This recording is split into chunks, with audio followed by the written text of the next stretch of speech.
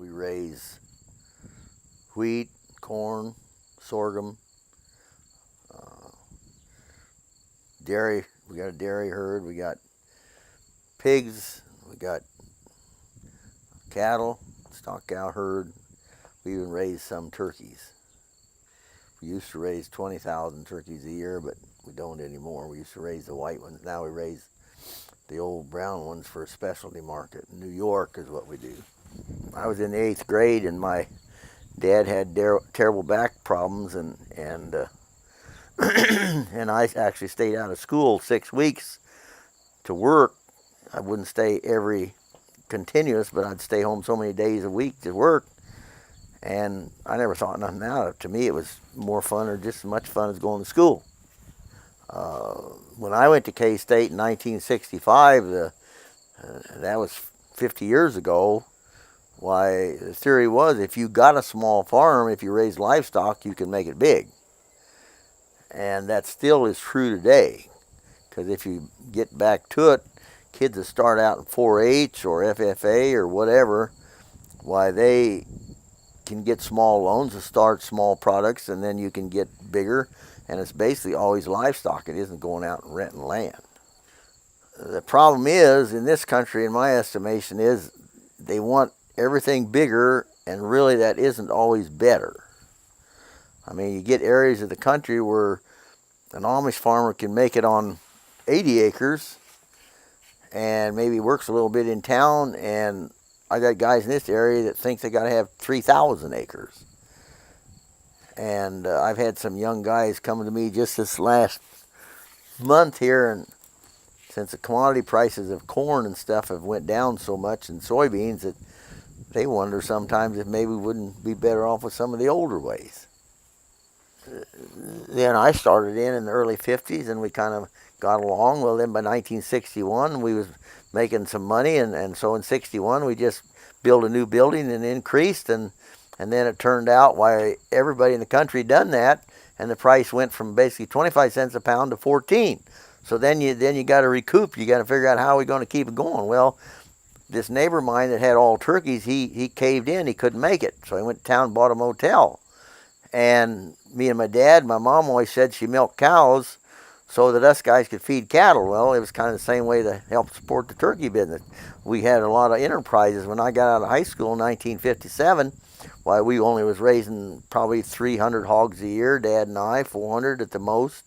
And I upped production to 1,000 a year, and farrow to finish. And I did that till in the late 90s, when the price went clear down to 8 cents a pound, worse than it was when I started in the 50s. And it was basically because the great big hog outfits, I never did raise more than 1,000 a year, farrow to finish, but the great big hog outfits got technology, and they started raising hundreds of thousands of pigs. Well, now they think you got to have 1,000 sows or so to make any money. Well, that's wrong, is what I think. It's too big. I got Berkshire pork, which goes to a company in Des Moines, Iowa, but I don't have 1,000 hogs like I had when I had commodity hogs anymore. And then I raised some Tamworth, which goes to a specialty market in New York. But it's all domestic consumption, and it's a better quality pork than the white pork is from the white hogs. And they really never seem to get too much of it. They haven't yet, but they might in the foreseeable future, because for about 6 or 7 years or more, I got quite a premium, but the premium right now is not as good as what I would think it should be because of this disease that hit the big hog farms. So the price of the regular pork has come up an awful lot from what it was. Now, whether it can be sustained if they get these big hog farms back into production, I don't know. Bankers don't like that kind of farm because they can't keep track of you as good. They can't watch every bushel and every little bit of this and every little bit of that.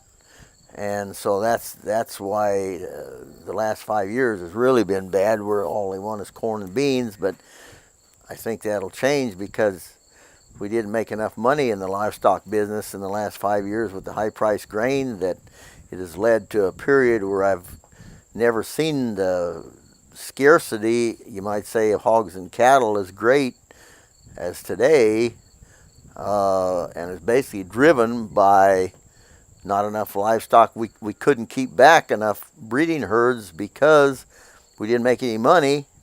So now the breeding herds got so low that the price of meat has just skyrocketed, and it's the same way in the produce business. I learned from my grandpa and my dad, that's the way they always were. My grandpa helped start the first co-op creamery in this county back in 1929, just before the other crash hit, and he paid $100 for the right to sell the milk from 5 cows that he milked by hand.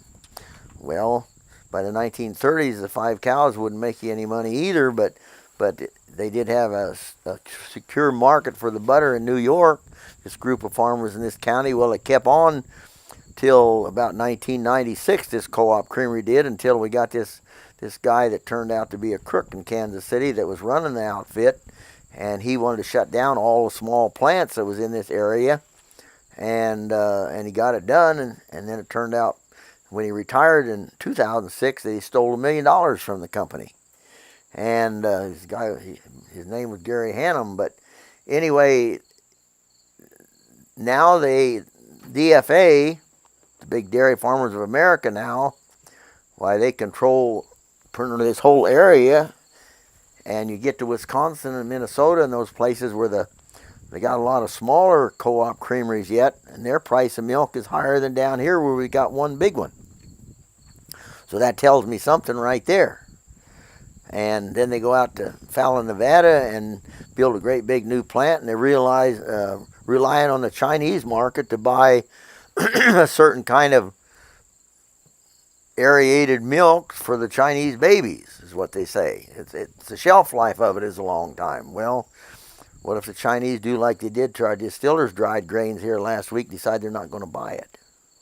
There's no end to what you can learn to further what you do, and you even still make a lot of mistakes that you think aren't going to happen, but they do. Some of them with your control, some of them are just plain things that happen to you. Some of them are you think things are going to work and then it don't work, whether it's selling grain ahead or whether it's hedging cattle ahead because the bankers tell you need to do it to guarantee your profits for so much. Well, if you never take your chances of your highs and lows, you never really make any money.